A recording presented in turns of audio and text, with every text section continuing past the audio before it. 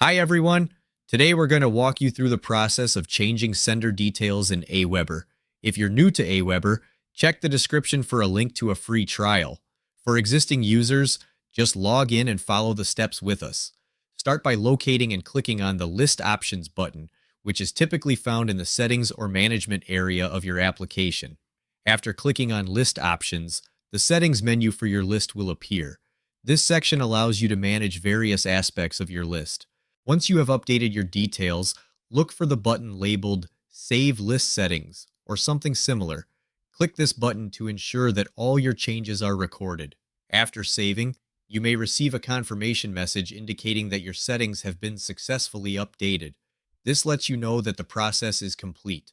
By following these steps, you can easily update your details and manage your list settings effectively.